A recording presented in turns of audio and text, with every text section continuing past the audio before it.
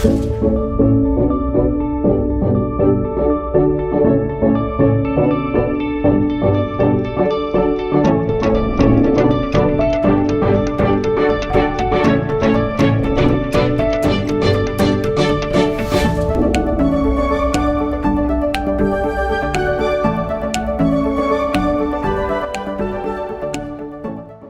students, welcome to my YouTube channel CivILJNext. Myself Maitri Dave, Assistant Professor at LJ Institute of Engineering and Technology.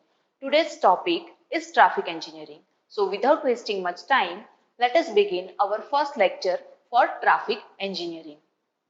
In today's lecture, we will learn Introduction to Traffic Engineering. Then our second topic is Traffic Characteristics, and lastly, we will discuss about the traffic studies and analysis. So let's begin with the first topic, Introduction to Traffic Engineering. So for that, first we have to understand what is traffic. Traffic is defined as the actual movement of vehicles on a road. But what about traffic engineering? Traffic engineering is that branch of engineering which deals with the improvement of traffic performance on road network and terminals through systematic traffic studies, scientific analysis and engineering applications. It includes planning and geometric design on one hand and the regulation and control on the other hand. Traffic engineering therefore deals with the applications of scientific principles, tools, techniques and finding for safe, rapid, economical and efficient movement of goods and people. Next, we have to understand the objective of traffic engineering. So the main objective is to achieve efficient, free and rapid flow of traffic with least number of accidents. It also makes the streets safe for the movement for both the pedestrian and vehicles. But the next question is, what is the scope of traffic engineering, right? So, it is mainly divided into 6 major sections like traffic characteristics, traffic studies and analysis, traffic operation, control and regulation, planning and analysis, geometric design and administration and management. Now, we will discuss the application of traffic engineering. It focuses mainly on research for safe and efficient traffic flow such as road geometry, sidewalks and crosswalks, cycling infrastructure, traffic signs, road surface marking and traffic lights. Traffic engineering deals with the functional part of transportation system except the infrastructure provided. Now, we will discuss our next topic, traffic characteristics in detail. It is basically divided into 2 parts. One is road user and second is vehicular characteristics. Road user characteristics is further subdivided into 3 parts such as physical, mental and psychological. While vehicular characteristics is divided into 2 parts such as static and dynamic. Here, physical characteristics is all about vision, hearing, strength and general reaction, which is the primary requirement when we talk about road user characteristics. Now, if I talk about mental characteristics, it focusing on knowledge, skill, intelligence, experience and literacy. While psychological characteristics is all about PIEV theory. Here, P stands for perception, I for interaction, E for emotion and V for volition. Let me give you one example for better understanding of this PIEV theory. So if I am driving a vehicle and suddenly another vehicle comes in front of me. At that time, first thing that comes into my mind is how can I prevent an accident? In this situation, a person needs different time to understand and to react to that particular situation. So PIEV theory is representing different times required for different situations. Here, perception time is the time required for the sensation received by eyes and ear of the driver to be transmitted to the brain through the nervous system and spinal cord or it is the time required to perceive an object or situation. While intellection time is the time required for the driver to understand the situation. It is also the time required for comparing the different thoughts. Then emotion time is the time elapsed during emotional, sensational and the other mental disturbance such as fear, anger and any other emotional feeling, right? And the volition time is the time taken by driver for the final reaction such as brake application. So now you better understand what is PI-EV theory is. Now let us talk about the vehicular characteristics in detail.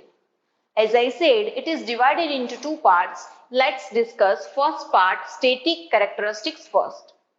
It majorly includes dimensions, weights and maximum turning angle of any vehicle.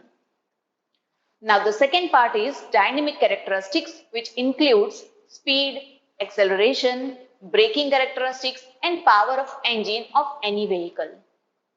So that's all for the traffic characteristics.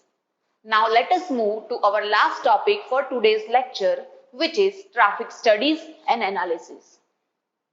So to analyze any traffic, we have to perform different traffic studies first. Here on screen, different traffic studies that we are going to discuss are listed, like traffic volume study, sports speed study, speed and delay study, origin and destination study, traffic flow study, traffic capacity study, parking study, and lastly, the accident study.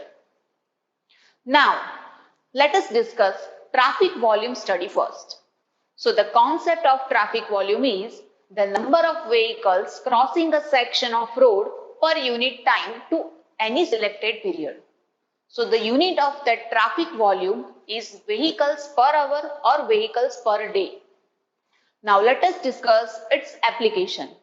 It includes classification of traffic, number of vehicles in each class, direction of each class, traffic flow in each direction at intersection and peak traffic period. Now, let's understand the second, sport speed study in detail. So basically, sport speed is the instantaneous speed of a vehicle at a specified section or location. It is influenced by different factors like geometric features, traffic condition, time, place, environment and nature of driver. For these, various instruments used for sport speed are graphic recorder, photoelectric meter, electronic meter and radar speed meter. So its main application is to do planning of traffic control and regulation and analysis of road accidents. Now we will discuss the next topic, which is speed and delay study. So here, data which is observed while speed and delay study are related to running speed, overall speed, fluctuation in speed and delay between two stations. Now let's discuss its application. So this study gives information related to duration, frequency, causes of delay, time spent by vehicles and efficiency of roadways. So let's move to the next topic, which is origin and destination study. It is carried out to know origin and destination of various vehicles. So data collected for this study are number of vehicles, origin and destinations, number of passengers in vehicle and different routes.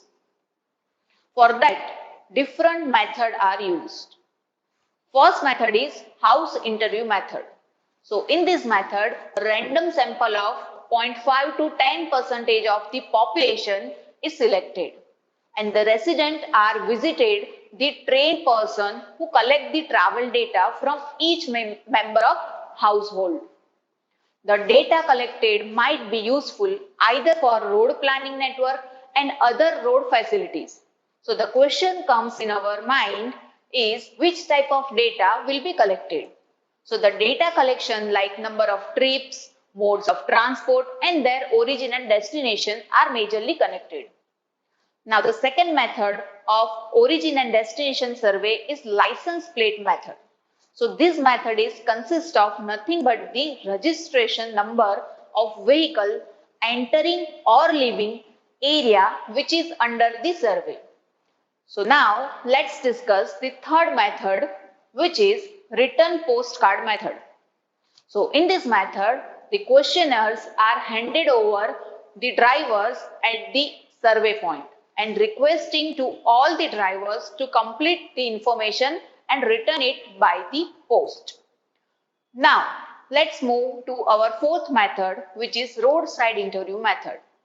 So in this method, interview stations are previously decided on the road and the vehicles are stopped at interview station by group of persons and questionnaires are collected on the spot. Now the last method of origin and destination survey is tag on car method.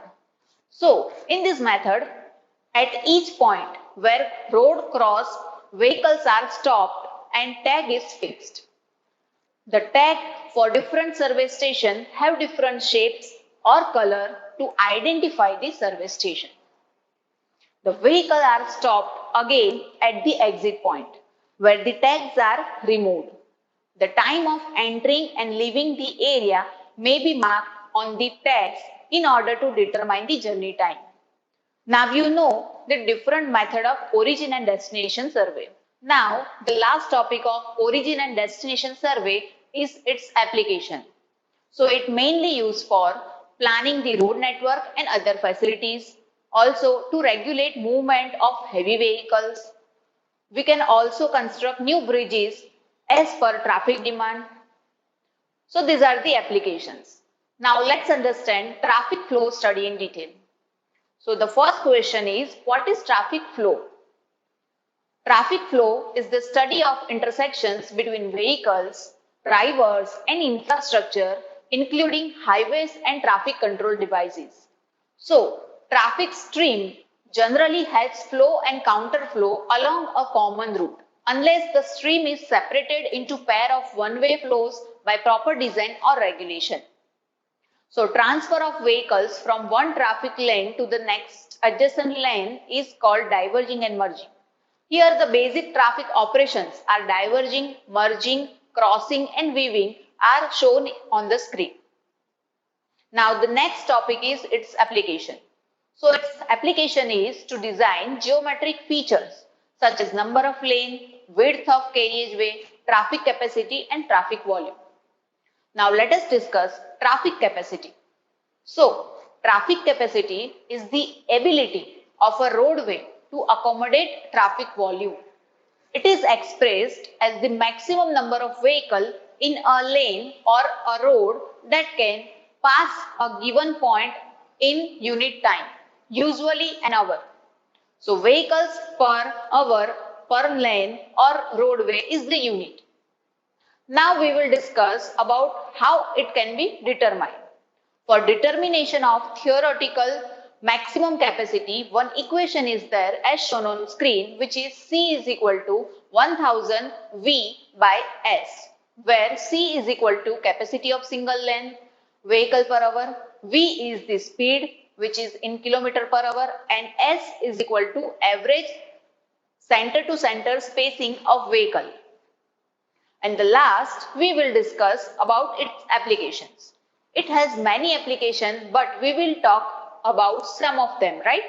So the first application is to measure of relative importance of roads for deciding the priority for improvement and expansion.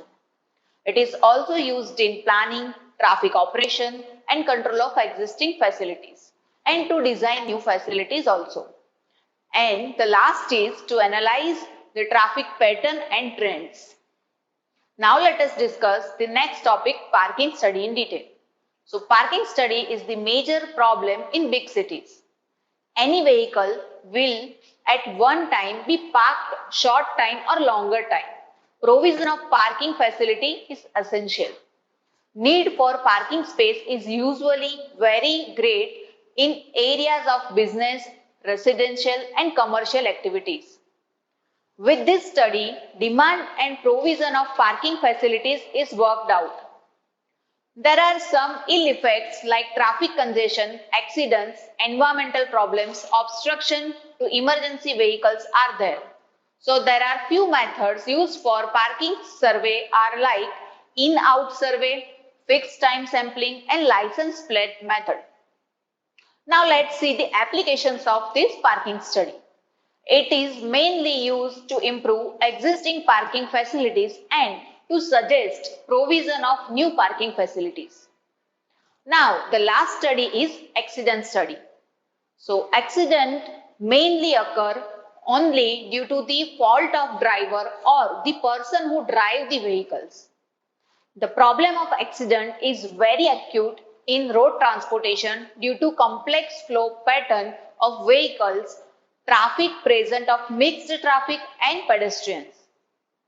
Now, the collection and maintenance of accurate records of traffic accident is essential for solution of traffic problems.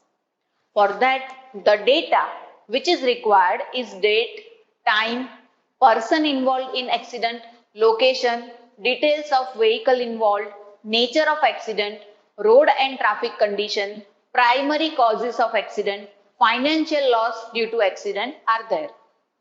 Now, this is the last topic of today's lecture, is application of accident study. So, the application is to study the causes of accident and to give suggestion for corrective measure at potential location. It also helps to evaluate existing design of any road. So, we have discussed all the traffic study and its application in detail. That's all about this lecture. I hope you all understand what is traffic engineering, what is traffic characteristics, what are the traffic studies and analysis are there. See you soon in the next lecture. Thank you for watching. Don't forget to like, share and subscribe my YouTube channel Civil LJIET.